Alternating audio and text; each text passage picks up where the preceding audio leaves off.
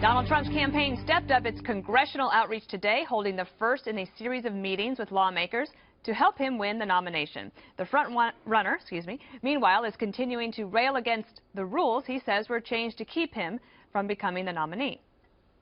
For example, the rules were clearly established ahead of time. So when people say that, the rules are the rules, how do you respond? Well, I respond by saying they changed the rules. You know, after I got in, they changed the rules. I joined, and then they changed the rules, and they took it away from the voters, because I would have won in Colorado. Do you think they did that because of you? I think so, yeah, I think so, because they saw that I do very well in Colorado.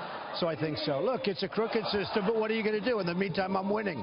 The former head of the RNC said that you are at war with the GOP. Are you? I'm not at war, but I want to make it really a process where votes count. Ted Cruz dismisses Trump's allegations and points out the establishment is not behind him either. Anyone who knows anything about Washington knows that the establishment is not rooting for me, that they have been battling me every day I've been in the Senate. But the rules are simple. The way you get elected is that you win a majority of the delegates in elections. What Donald is unhappy about is in the last 3 weeks, there have been a total of 11 elections in 4 states, and we've beaten Donald in all 11 elections. He's unhappy about that because he's losing at the polls, and so I guess he thinks what he should do is just complain and attack the voters. I think the way you win is you make the case to the voters and you earn their votes. Okay, I'll start with you, Eric. I was thinking today about Colorado. You know, I grew up there. That was a reliably Republican state my whole growing up, and then they voted twice for President Obama, so it's now considered a blue state, maybe kind of purple. Any Republican, whoever it is, they need to win Colorado because they have to be able to flip those states so that they could get to the 270 Electoral College votes. I don't think Colorado's going to change anything that happened, and I would hope if Trump's thinking that he wants to win Colorado, it's probably best to set that aside, move forward, and get a better operation there than he had. Yeah, and I think what Trump was pointing out, first of all, again, I said this yesterday, I don't think he's right about the individual states rigging the game against Donald Trump. I think the rigging is when you take the aggregate, when you go to the RNC, and the establishment or the RNC Rules Committee has the ability to change the rules late in the game and basically put in who they want. You wonder who the delegates that are going to be on the Rules Committee. There were 2. I pointed the one out yesterday who said if Trump gets 1,100, he's going to be the nominee. I'm not sure that's the case. And there was one, Curly Hoagland, a couple of weeks ago saying, well, the misinformation by the media is that voters think they're the ones picking the nominee. They're not. It's the delegates. That's a problem. The process is a problem because the voters aren't. In Colorado, whenever they did it, October or November, whenever that was, they took the vote away from the people of Colorado and said, these are the delegates. We're going to elect these delegates from a group of around, I think, 600 or 800. And of that, they whittled it down to 33 or 34. And they were going to represent the whole state of Colorado rather than the people of Colorado voting. I think the people of Colorado, Republican people of Colorado, would like to have their vote count for something. And I think that's what Trump was pointing out. And I would tend to agree with it. But, again, after the fact, it's too late to be complaining about it. We don't need to go into all the details of Colorado. I actually understand the process a little bit differently than that. And also, I would say that when Colorado changed its position, it was August, it was seen as a rebuke to the Republican National Committee, to the very establishment that everyone is complaining about. But Kimberly, let me go to you. We'll just bypass Colorado, unless you want to talk more about Colorado. What do you think about the other news that Trump is going to be in Washington meeting with congressional members, seeing if he can gin up some support on that side? Sounds like a good idea to me. It sounds like something that's putting forward a strategy, maybe from some of the new people that he's brought on board that are saying we need to kind of reach out and make sure that there are olive branches instead of fire sticks poking at everyone. So I think that's good. I want to see the party come together and support the person that, you know, ultimately should get the nomination and has the most delegates and should move forward. So let's see what happens with that. I think they need to do a little bit more of that outreach, and perhaps this is the first steps. Greg, what do you think about the strategy going forward? You know what he's like?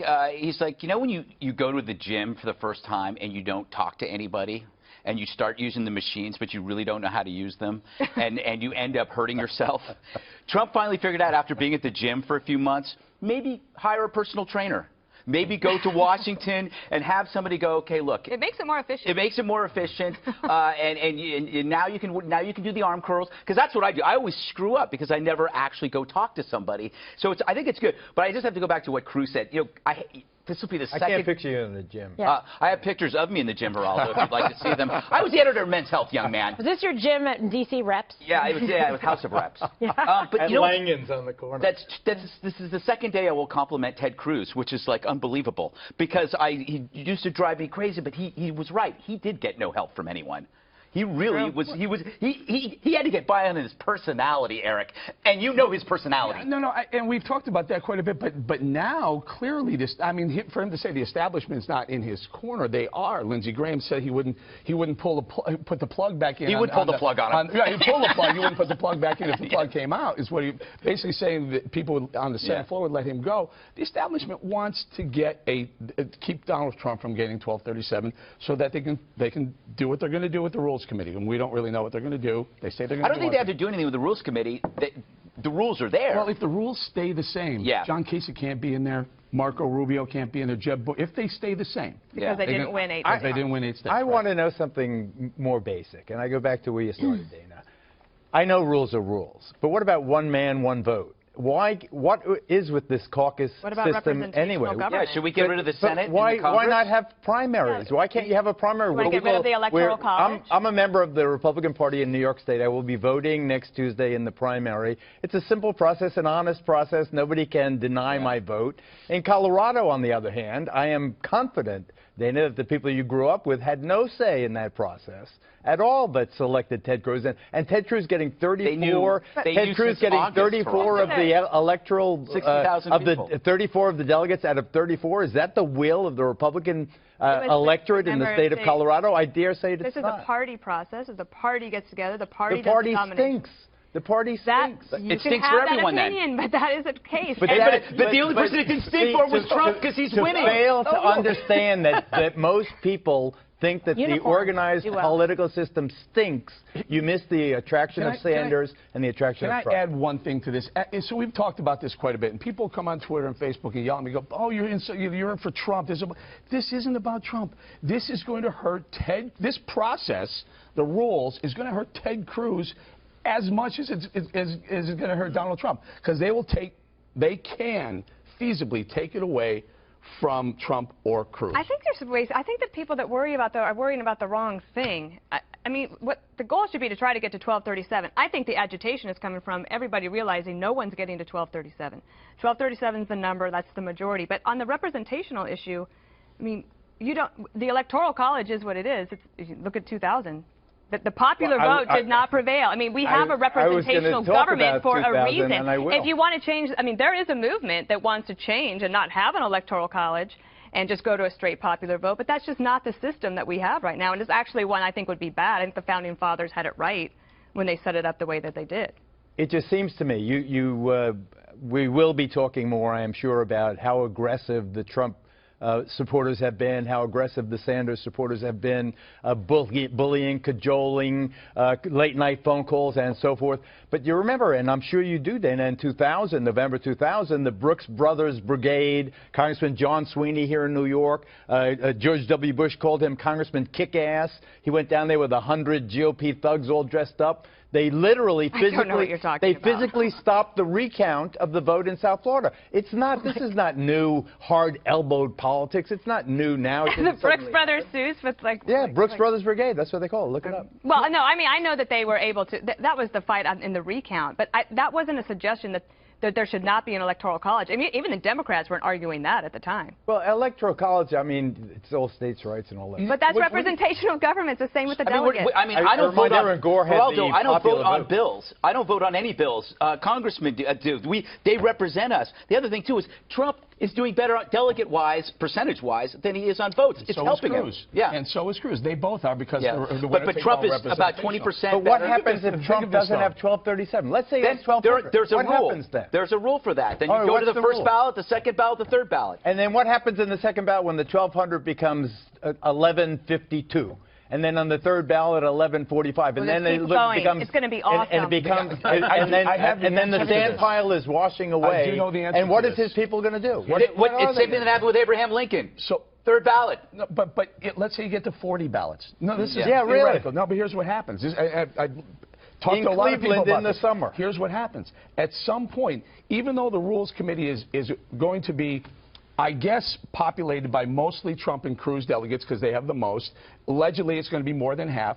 If they make the rule that only someone with a T or a C can be nominated as president, then you would think it would stop right there. But at some point during the process, there's 112 delegates on the Rules Committee, but there's one overseer, and that's going to probably be Reince Priebus or Paul Ryan, and that man right there can call for a rule change after 40 votes. After 40 votes, or whatever. After 40 votes, everybody might ask them to. But think about this. Just think about this for 1 second, Kimberly. Television will love it.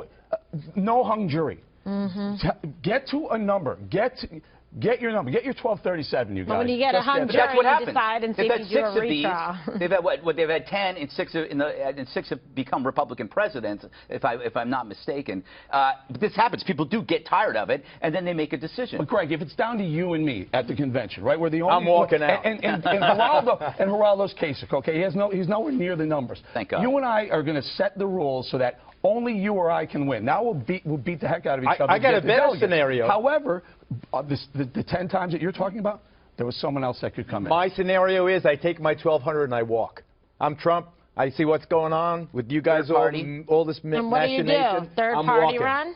Third party? In the meantime, Hillary Clinton runs away with the presidency. Correct. All right. It's a big night in the Big Apple. All 5 presidential candidates are here making their final pitches to voters at events tonight, and we are covering it all. Make sure to catch a special, believe this or not, a live edition of The 5. It's at 11 p.m. Eastern tonight. That's The 5? Yeah. There you go. Oh, no. It's actually going to be fun. That's the Nightmare 5. Do you know that I almost asked today for a graphic of the 5 of us to show? I probably should have done that. Would Hillary be in the leg chair there? Oh, my God. Yes, Hillary would be in the leg chair in that case.